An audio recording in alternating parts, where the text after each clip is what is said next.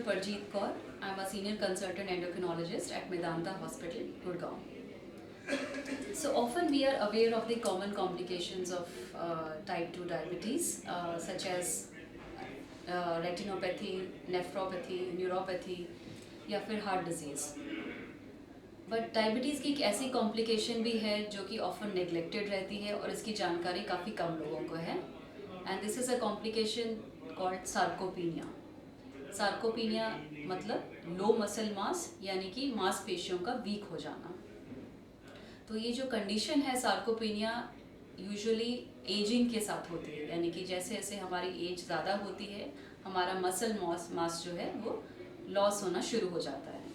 However जिनको diabetes है उनमें ये कंडीशन जल्दी ही आ जाती है, बजाय इसके कि वो 60 ईयर्स या अबव आने शुरू हो. ये कंडीशन हो सकता है 40 ईयर प्लस या 50 ईयर प्लस में ही आनी शुरू हो जाए.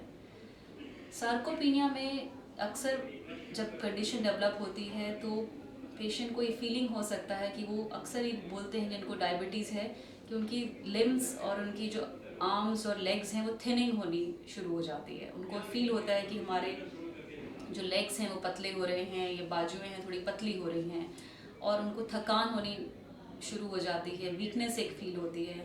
Overall daily day to day work में they don't feel that energetic. और इस कंडीशन में फॉल्स का रिस्क बहुत बढ़ जाता है. जब मसल्स वीक होती हैं तो चलते चलते ज़रा सी ठोकर लगी और गिरने का डर और सब्सिक्वेंट फ्रैक्चर का भी डर होता है. तो ये कंडीशन को रिकॉग्नाइज़ करना बहुत ज़रूरी है. किस तरह से इसको हम रिकॉग्नाइज़ कर सकते हैं? जिस तरह से मैंने बताया कि इस तरह की अगर लक्षण आना, और डॉक्टर के पास अगर आप जाते हैं तो डॉक्टर यूजुअली कुछ टेस्ट करते हैं जिससे हमें सार्कोपीनिया का पता चल सकता है. इसमें कि इम्पॉर्टेंट टेस्ट है एक, इसका मसल मास हम मेजर कर सकते हैं अपनी बॉडी के अंदर by a machine called BCA, that's a body composition analyser. और एक और मशीन होती है डेक्सा स्कैन. तो इन मशीन के सहारे हम ये कैलकुलेट कर सकते हैं कि हमारी बॉडी में मसल मास कितना है.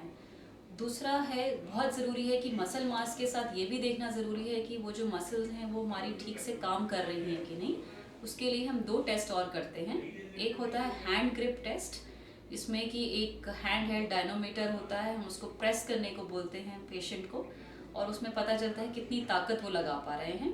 और एक और टेस्ट होता है गेट स्पीड, हम चेक करते हैं कि 4 मीटर के डिस्टेंस में हम पेशेंट को बोलते हैं कि वो चल के देखें, और हम देखते हैं कि कितनी देरी में उन्होंने वो 4 मीटर की दूरी जो है वो फटाफट से तय करी है. तो इस तरह से अगर इनमें कुछ भी प्रॉब्लम निकलती है दैट मीन्स कि मसल लॉस हो रहा है और वो सार्कोपीनिया की कंडीशन डेवलप हो रही है. बहुत ही ज़रूरी है कि हम इस कॉम्प्लिकेशन को प्रिवेंट करें in a patient with diabetes. So how to prevent it?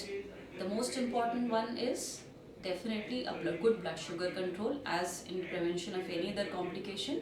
एक अच्छा ब्लड शुगर कंट्रोल करना ज़रूरी है. Second and the very important part is the nutrition. So nutrition में क्लियरली ये शोन है कि प्रोटीन इंटेक बढ़ाने से सार्कोपीनिया का प्रिवेंशन करा जा सकता है. प्रोटीन का कंटेंट कैलकुलेट करना डाइट में बहुत ज़रूरी है. इसके लिए ज़रूरी है कि डॉक्टर से डिस्कस करा जाए कि किस तरह की वो डाइट रूटीन में लेते हैं, ताकि डॉक्टर या उनके साथ एसोसिएटेड जो न्यूट्रिशनिस्ट हैं वो उनकी डाइट में प्रोटीन की मात्रा कैलकुलेट कर पाएँ. तो रिक्वायरमेंट जो ज़्यादातर आती है वो प्रोटीन की वो होती है 1 ग्राम पर kg of body weight per day, which could be around 50 to 60 grams, or depending upon the ideal body weight it can be higher amount also. So protein का जो सोर्स है वो नॉन वेजिटेरियंस में it is through mainly eggs, and it can be through chicken and fish. However, in vegetarians predominantly it will remain through the dairy products, also the pulses, soya bean. These are all the very good sources of paneer, protein. तो protein intake बढ़ाना बहुत ज़रूरी है. अक्सर ये patient के मन में ये मिसकंसेप्शन हो जाता है कि हमको डायबिटीज़ है तो हम प्रोटीन की मात्रा कम रखें, क्योंकि उनको डर होता है कि उनको कहीं किडनी प्रॉब्लम ना, जबकि ऐसा बिल्कुल भी नहीं है. प्रोटीन बढ़ाने से किडनी की प्रॉब्लम नहीं आती है. और ज़्यादातर डाइट में अगर आप कैलकुलेट करेंगे आपकी प्रोटीन की मात्रा रेकमेंडेड अमाउंट से कहीं कम है. तो इसलिए ज़रूरी है उसको डाइटिशियन के साथ मिलके समझें कि किन किन खानों में प्रोटीन की मात्रा ज़्यादा है और उसको बढ़ाएं.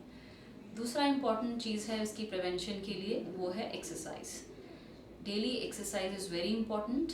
एक्सरसाइज में दो कंपोनेंट्स हैं। एक तो है एरोबिक एक्सरसाइज जिसे हम कहते हैं कार्डियो एक्टिविटीज़, जैसे कि वॉकिंग, रनिंग, जॉगिंग, साइकिलिंग, जिसमें कि हमारी हार्ट बीट तेज़ होती है। उसके साथ साथ इसकी में ज़रूरी है मसल स्ट्रेंथनिंग। स्ट्रेंथनिंग एक्सरसाइजेस कुछ ऐसी हैं जिससे कि सार्कोपीनिया को प्रिवेंट कर सकते हैं। स्ट्रेंथनिंग का मतलब है कि हम अपनी बॉडी वेट्स के साथ कुछ एक्सरसाइजेस कर रहे हैं, या फिर लाइट वेट्स के साथ एक्सरसाइजेस कर रहे हैं, इलास्टिक बैंड्स के साथ कर रहे हैं, जिसमें कि हम जस्ट बॉडी की मसल्स को स्ट्रेंथन कर रहे हैं।